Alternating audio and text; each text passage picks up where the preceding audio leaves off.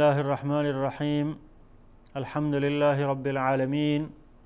والعاقبة للمتقين، والصلاة والسلام على حبيب رب العالمين نبينا محمد وعلى آله وصحبه أجمعين. دوستان نهایت گرامی، بینندگان محترم شبکه جهانی وصال حق، السلام علیکم و رحمت الله و برکاته. با شما دوستان عزیز در قسمت 58 برنامه احکام فقهی در پرتو احادیث نبوی هستم. در قسمت های گذشته در باب صفت نماز شروع کرده بودیم، از تکبیر تحریمه و تا برگشتاندن سلام، افعال و اقوال نماز را در پرتو احادیث صحیحه رسول اکرم صلی الله علیه و سلم خدمت شما عرض و بیان کرده بودم در چند قسمتی گذشته، و این قسمت برنامه ما هم ادامه عموم مطلب سابق است که در قسمت گذشته گفته بودیم که انسان نمازگزار بعد از اینکه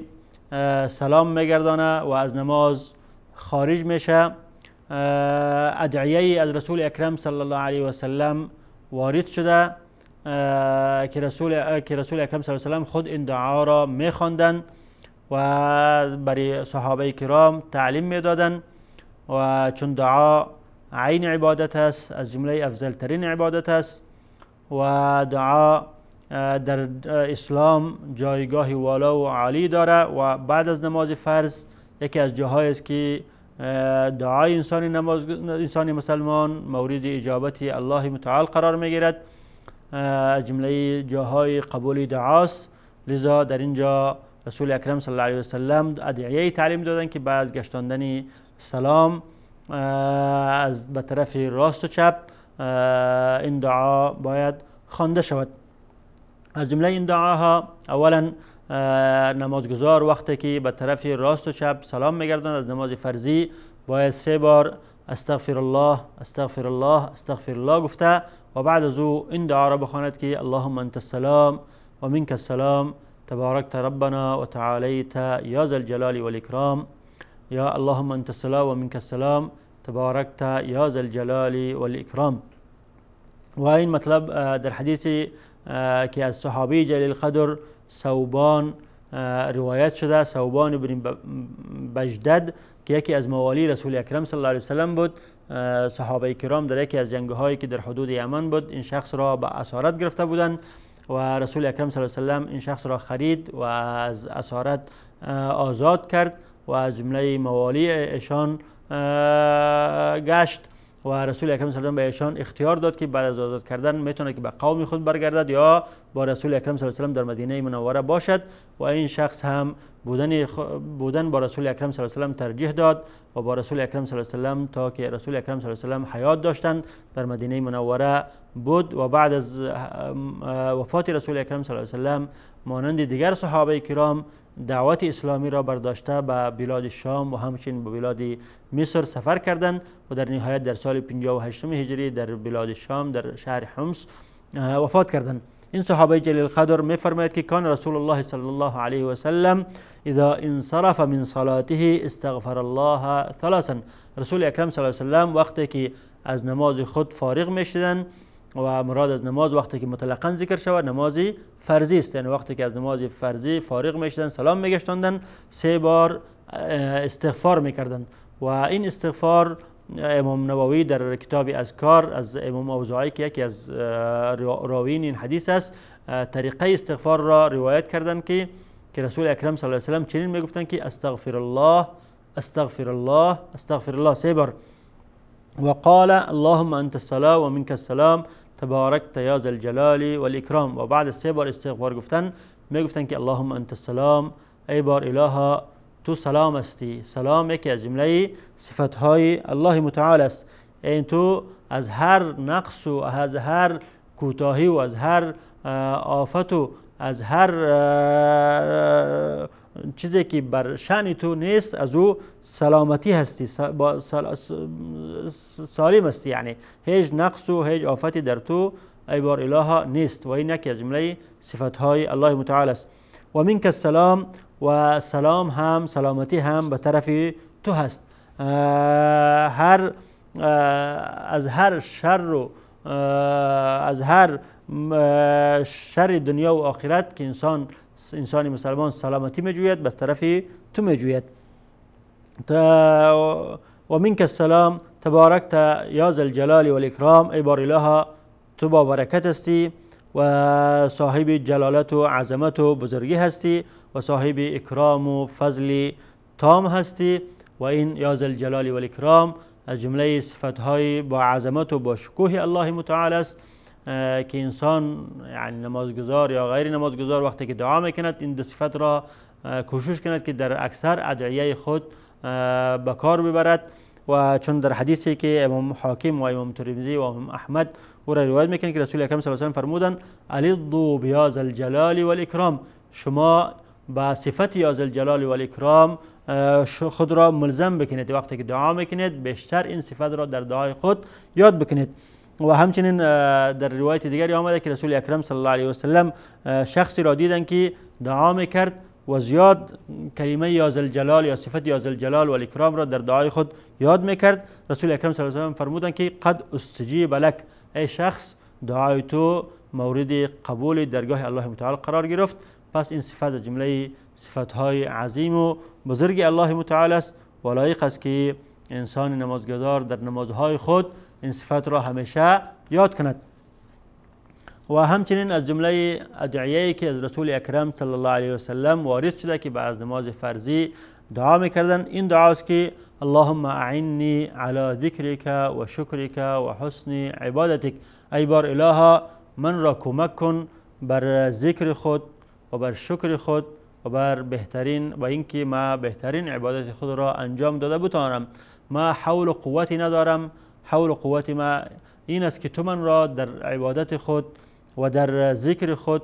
و در شکر خود من را کمک کنی و بتانم که به بهترین صورت و بهترین حالت ذکر تو را ادا کرده بتانم و شکر تو را ادا کرده بتانم و بتانم که تو را به بهترین عبادت و به بهترین حالت عبادت تو را بکنم. این مطلب در حدیثی که امام احمد و امام ابو داود و امام نسائی از صحابی جلیل القدر معاذ بن جبل روایت میکنند که ایشان فرمودند که رسول اکرم صلی الله علیه و سلم بر ایشان بر معاذ فرمودند که اوصیک یا معاذ، من تو را وصیت میکنم. وصیت من برای تو چی است؟ این است که لا تدعن دبر کل صلاة ان تقول، در عقب هر نماز تو باید این دعا را بخوانی. هیچ وقت ترک نکن خواندن این دعا را بعد از نماز، بعد از سلام گشتاندن یا عقب هر نماز. و او دعا چی است؟ این است که اللهم اعنی علی ذکرک و شکرک و حسن عبادتک. بر معاذ رسول اکرم صلی الله علیه و سلم گفتن که من بر تو یک وصیتی میکنم و او وصیت من این است که بعد از هر نماز فرضی خواندن این دعا را ترک نکن. بعد از هر نماز فرضی این دعا را بخوان که اللهم اعنی علی ذکرک و شکرک و حسن عبادتک. و این کلمات است که در برگیرنده تمام خیر دنیا و آخرت است که وقتی که انسان خداوند متعال انسان را بر ذکرش، بر شکرش، بر عبادتش کمک کنه و انسان بتواند که ذکر الله متعال را و شکر الله متعال و عبادت الله متعال را به بهترین حالت و به بهترین طریقه انجام بدهد، سعادت دنیا و آخرت نصیب این شخص میگردد. و همچنین از جمله ادعیه‌ای که از رسول اکرم صلی الله علیه و سلم وارد شده که بعض نمازهای فرضی میخواندن و به صحابه کرام تعلیم میدادن، این دعاست که لا اله الا الله وحده لا شریک له له الملك و له الحمد یحیی و یمیت و هو علی كل شیء قدیر اللهم لا مانع لما اعطیت ولا معطی لما منعت ولا ينفع ذا الجد منك الجد. این مطلب در حدیثی که متفق علیه است، حدیثی است که امام بخاری و امام مسلم را از صحابی جلیل قدر حضرت مغیره بن شعبه رضی الله عنه روایت میکنند که رسول اکرم صلی الله علیه و سلم ان النبی صلی الله علیه و سلم کان یقول دبر کل صلاه. حضرت مغیره بن شعبه رضی الله عنه فرمودند که رسول اکرم صلی الله علیه و سلم عقب هر نماز فرضی این دعا را میخواندند لا اله الا الله وحده لا شریک له، غیر از الله متعال هیچ اله و هیچ معبودی بر حق نیست، او تنها و یکتاست، شریکی ندارد، له الملك و له الحمد و هو علی كل شیء قدیر، پادشاهی و حمد الله متعال راست و او بر هر چیز قادر و تواناست. اللهم لا مانع لما اعطیت. و در بعضی روایت های دیگه هم اضافه آمده، در روایتی که رسول اکرم صلی الله علیه و بعد از لا مانع لما اعطیت ولا معطی لما منعت میگفتن که ولا راد لما قضیت، و هر آنچه که تو فیصله کنی رد کننده بر او نیست. و همچنین در تبارانی آمده که بعد از اینکه میگفتن که و هو علی کل شیء قدیر یحیی و یمیت، و هو بعد از اینکه میگفتن له الملک و له الحمد، این را میگفتن که یحیی و یمیت و هو حی لا یموت بیده الخیر و هو علی کل شیء قدیر، که الله زنده است، الله است که میمراند و زنده میکند، و الله متعال خود زنده است، نمیمرد و بر هر چیز قادر و تواناست. و بعد از میگفتن که اللهم لا مانع لما اعطیت ولا معطی لما منعت، ای بار الها هر آنچه که تو بر ما میدهی هیچ کسی ممانعت کرده نمیتواند. هر آن فیصله ای که تو به نفع ما کرده ای هیچ کس نیست که او را از ما دور بکند. هر آن روزی و رزقی که را تو بر ما عطا نموده ای هیچ کسی او را از ما گرفته نمیتواند، از ما دور کرده نمیتواند. ولا معطی لما منعت، و هر آنچه که تو از ما منع کردی هیچ کسی او را بر ما داده نمیتواند. تو در قضا و قدر خود ما را از هر آن چیزی که محروم کردی هیچ کسی در دنیا نیست که او را بر ما داده بتواند، هیچ کسی داده نمیتواند. ولا ینفع ذا الجد منک الجد، و صاحب قدرت و صاحب رسوخ و صاحب عظمت و صاحب مال در دنیا، مالی از او، عظمتی از او، رسوخی از او، از عذاب تو هیچ چیزی فایده به او رسانده نمیتواند. و یگانه چیزی که به او فایده میرساند عملی صالح از اوست.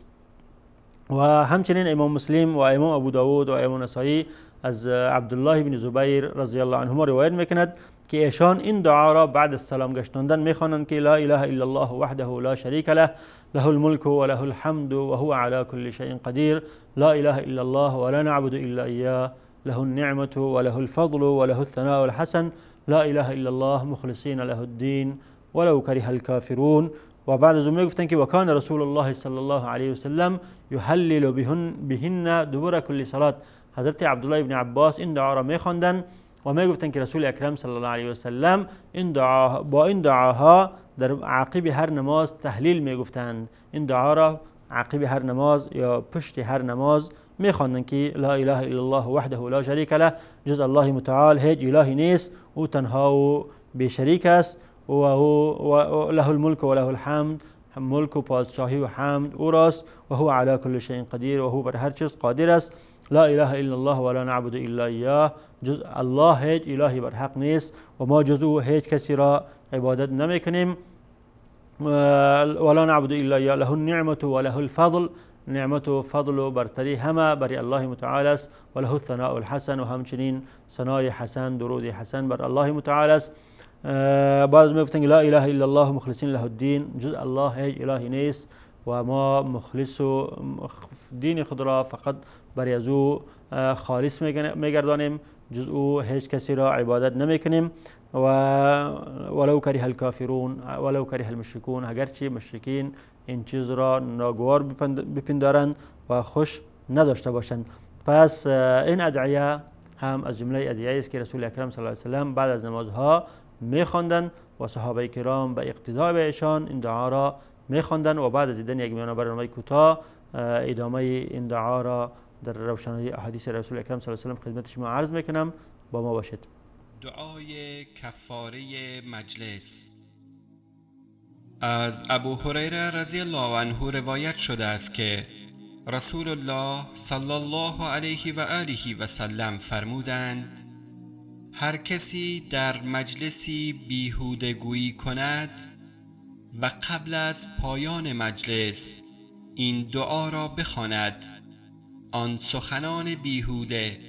و ناشایسته‌ای که در آن مجلس مرتکب شده است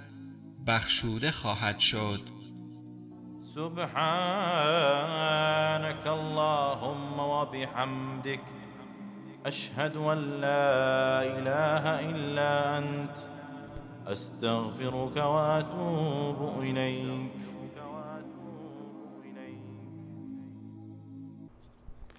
بسم الله الرحمن الرحیم. با سلام مجدد هستم خدمت شما دوستان عزیز. در قسمت اول خدمتتان چند دعای از ادعیه مأثوره از رسول اکرم صلی الله علیه و سلم را خدمت شما عرض کردم که رسول اکرم صلی الله علیه و سلم این دعاها را بعد از نماز فرضی می‌خواندند و همچنین از جمله ادعیه‌ای که از رسول اکرم صلی الله علیه و سلم وارد است که رسول اکرم صلی الله علیه و سلم این دعا را بعد از نماز فرضی می‌خواندند و به صحابه کرام تعلیم می‌دادند.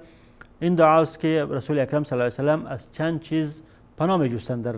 بعد از نماز. میگفتند که اللهم انی اعوذ بک من البخل و اعوذ بک من الجبن و اعوذ بک من ان ارد الى ارذل العمر و اعوذ بک من فتنة الدنیا و اعوذ بک من عذاب القبر.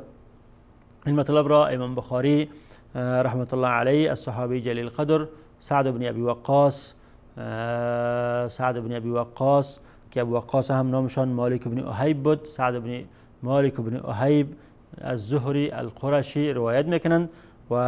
این صحابی جلیل القدر از جمله عشره مبشره بالجنه هستند و از جمله اوایل کسانی بودند که به رسول اکرم صلی الله علیه و سلم ایمان آوردند. خودشان میگن که ما سوم یا چهارم نفری بودم که به رسول اکرم صلی الله علیه و سلم ایمان آوردم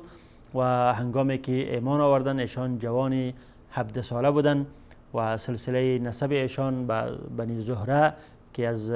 همبستگان مادر رسول اکرم صلی الله علیه و سلم آمنه بنت وهب است به ایشان میرسد. لذا رسول اکرم صلی الله علیه و سلم میفرمایند که هذا خالی فلیورینی احد امرؤ خاله. افتخار میکنند رسول اکرم صلی الله علیه و سلم به این صحابی جلیل القدر سعد بن ابی وقاص که این دایه یا مامای من است، پس هر کی که مانند دایه یا مامای من دایه دارد برای من نشان بدهد و این افتخار رسول اکرم صلی الله علیه و سلم است با این صحابی جلیل القدر سعد بن وقاص. و همچنین رسول این یگانه شخصیتی است که رسول اکرم صلی الله علیه و سلم پدر و مادر خود را فدای اینها گردانیدند در جنگ احد، در غزوه احد هنگامی که مشرکین به طرف رسول اکرم صلی الله علیه و سلم یورش بردند و ایشان در مقابل رسول اکرم صلی الله علیه و سلم ایستاد بودند، در مواجهه رسول اکرم صلی الله علیه و سلم ایستاد بودند و از رسول اکرم صلی الله علیه و سلم دفاع میکردند و رسول اکرم صلی الله علیه و سلم فرمودند که ارمی یا سعد فداک ابی و امی، ای سعد تیر بانداز به طرف مشرکین را نگذار که به طرف من بیاین، پدر مادرم فدای تو. این صحابی جلیل القدر از جمله عشره مبشره هستند و از رسول اکرم صلی الله علیه و سلم روایت میکنند که ان رسول الله صلی الله علیه و سلم کان یتعوذ بهن دبر کل صلات، که رسول اکرم صلی الله علیه و سلم عقب هر نماز این دعاها را میخواندند و از الله متعال از این چیزها پناه میجستند و میگفتند که اللهم انی اعوذ بک من البخل، ای بار الها من به تو پناه میخواهم از بخیلی. بخل گفته میشد دوستان عزیز هر آنچه که سر انسان عادتا و شرعا ادایش واجب بوده باشد و او را ادا نکند. سر انسان شرعا دادن زکات واجب است، اگر شخصی زکات را نمیده او را بخیل گفته میشود. سر انسان مسلمان عادتا و شرعا و عرفا اکرام ضعیف و همچنین اکرام همسایه و همچنین اکرام کلان و مهمان نوازی لازمی است. اگر شخصی نمیکنه این کار را اون شخص را بخیل گفته می شود. پس هر آن چیزی که عرفاً و عادتاً سر انسان لازمی است که او را بکنه، وقتی که انسان یا مال خود را در او راه مصرف کنه، وقتی که انسان مال خود را در او راه مصرف نمیکنه اون شخص را بخیل گفته می شود. رسول اکرم صلی الله علیه و سلم از بخل پناه خواستند و اعوذ بک من الجبن و همچنین ما ای بار الها پناه میخوام بر تو از بزدلی. جبن هر آن چیزی را گفته می شود که انسان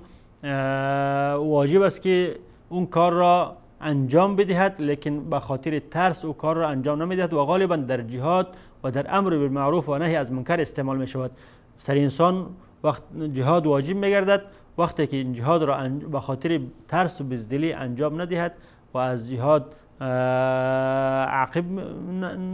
نشینی کند، این شخص را جبن یا جبان یا بزدل گفته می شود. و همچنین در یک جایی که واجب است از او که یک شخص را امر به معروف بکند و نهی از منکر بکند، به خاطر ترس یا به خاطر حیا یا به خاطر یک چیز دیگری این کار را انجام نمیده، این شخص را جبان یا بزدل گفته می شود. و رسول اکرم صلی الله علیه و سلم از این نوع بزدلی از الله متعال پناه جستند. و اعوذ بک من ان ارد الى ارذل العمر، و از تو پناه میخواهم که ما به ارذل العمر برسم، به حدی برسم که عمر من به حدی بزرگ شود که من پس به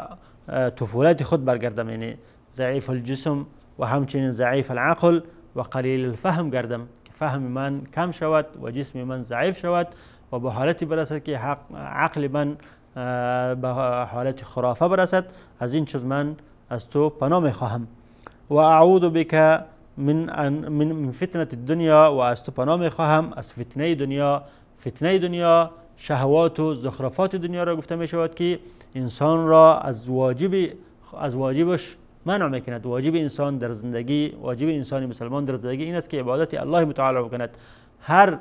فتنه، هر شهوت و هر مال و هر متاع و هر اولادی که انسان سبب شود که انسان را از واجب از عبادت الله متعال منع کند و نتواند که عبادت الله متعال به طور کامل انجام بدهد، او را فتنه گفته می شود. لذا الله متعال می فرماید که انما اموالکم و اولادکم فتنه، مالهای شما و اولادهای شما سبب فتنه شما در دنیا می گردد. مال شما، اولاد شما سبب از این می شود که شما در افتتان قرار بگیرید، نتواند که عبادت الله متعال را به طور خوب و بهتر انجام بدهید. پس رسول اکرم صلی الله علیه و سلم از این چیزها بعد از خواندن نماز پناه می جستند و می گفتند که اللهم انی اعوذ بک من البخل و اعوذ بک من الجبن و اعوذ بک من ان ارد الى ارذل العمر و اعوذ بک من فتنه الدنیا و اعوذ بک من عذاب القبر. و همچنین عذاب قبر که اثبات عذاب قبر است که انسان به قدر گناهش در قبر عذاب می شود و رسول اکرم صلی الله علیه و سلم از عذاب قبر هم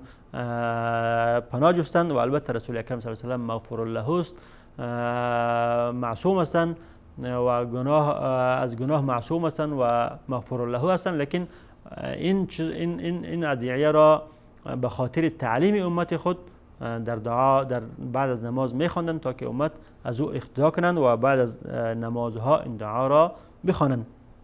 و همچنین از جمله ادعیه‌ای که از رسول اکرم صلی الله علیه و سلم وارد شده گفتن تسبیح و تحمید و تکبیر است که رسول اکرم صلی الله علیه و سلم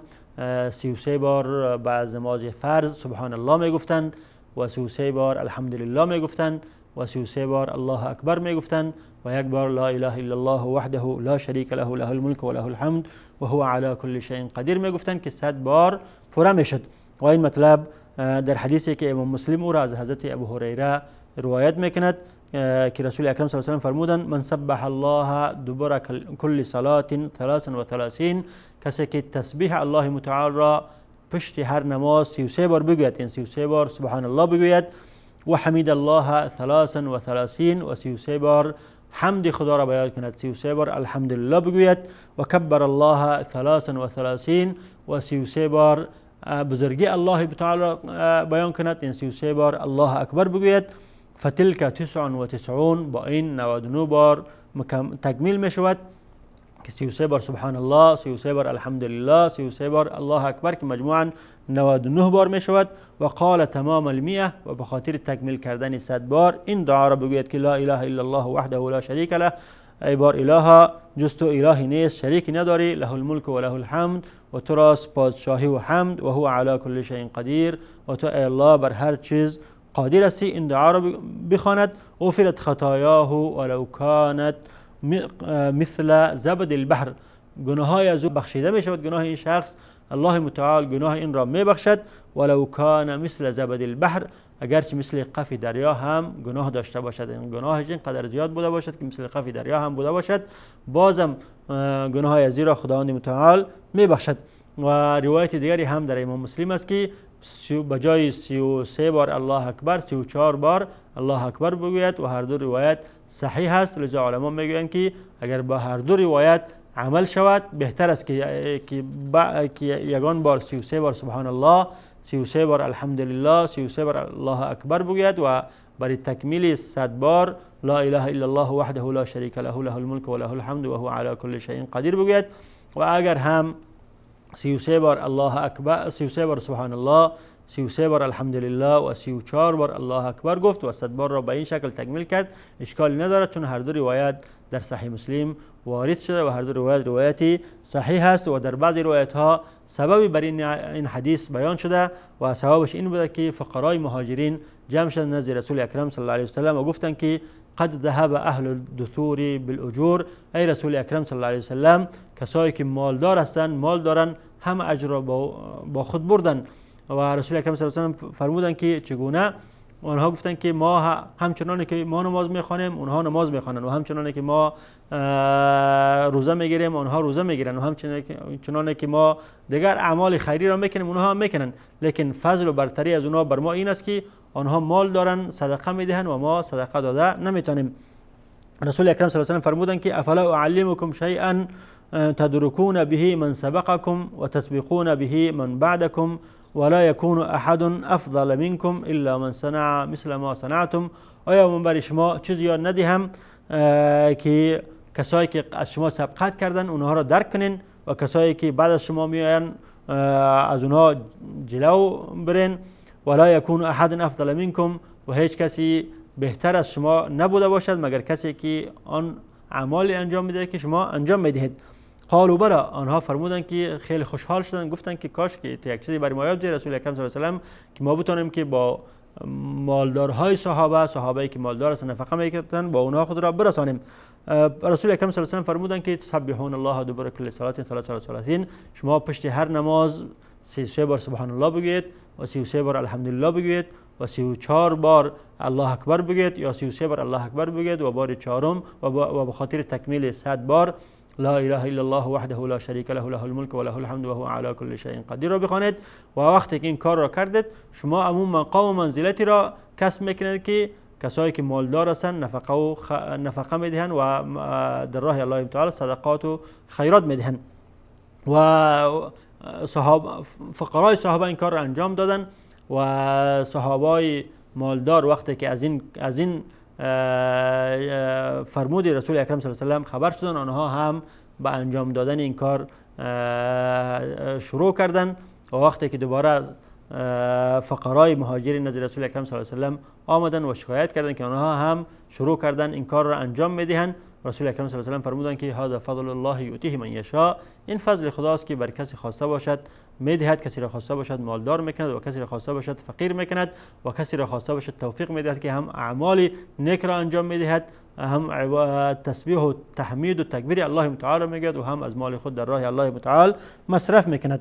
و گفتم که تسبیح گفتن با چند طریقه در احادیث رسول اکرم صلی الله علیه و سلم وارد شده و افضلش همین دو طریقه است که در صحیح مسلم وارد شده. طریقه اول است که 33 بار سبحان الله گفتن و 33 بار الحمدلله گفتن و 33 بار الله اکبر گفتن و یک بار لا اله الا الله وحده لا شریک له له الملك و له الحمد و هو علی كل شیء قدیر گفتن. و طریقه دوم این است که 33 بار سبحان الله گفتن و 33 بار الحمدلله گفتن و 34 بار الله اکبر گفتن.